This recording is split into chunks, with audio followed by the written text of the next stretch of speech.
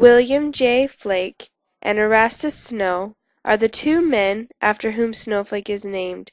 The town was established on July 21st, 1878. Original pioneer buildings include the Main Street Chapel, the John A. Freeman Home, Heritage Inn Bed and Breakfast, and the James M. Flake Home.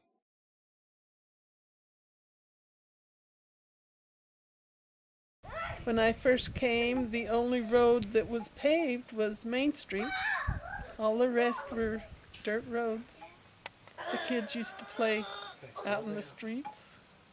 They wanted to get up a game of softball or football. They could just play in the middle of the street. There weren't that many cars. Every summer they had the town celebration, and the family had a celebration the day before the town celebration, at a reunion.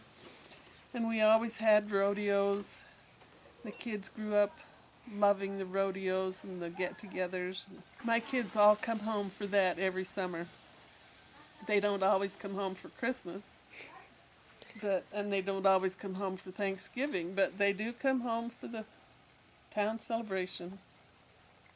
As a young kid, I remember, wandering around all over the place. If you look around here, there's fields here now, but when I was real young, when my parents first built their house, it sat in the middle of a pasture, and it wasn't improved, it wasn't developed, it didn't have irrigation, and I could go hike through the cedars or up the washes or go exploring, and it was kind of fun.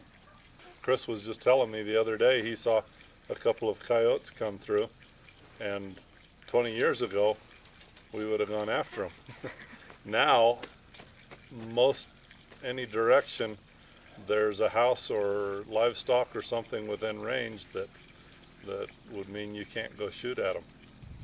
I'll tell you one activity that my dad told me a story of.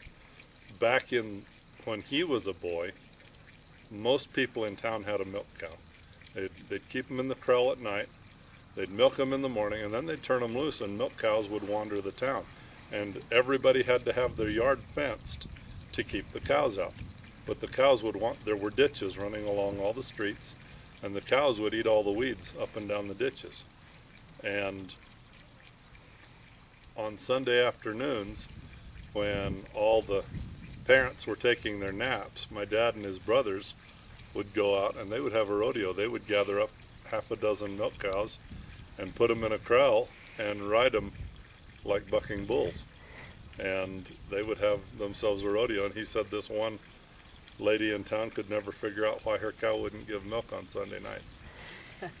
I remember I had to milk a cow every morning, but it was only for a little while milking a cow, but we had pigs and chickens. And one thing, when you want to go out to play, you have to spend money most of the time when you're in a city, because going to the movies or like playing golf or anything, you have to spend money. Rather in a small town, you just entertain yourself with anything.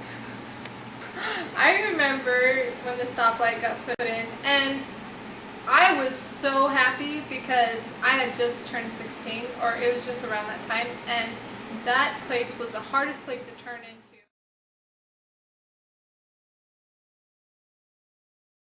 What was really cool is even before it was built, we got to go up there and take a rock from there, so we have little temple rocks. Well, for people for whom the temple is important,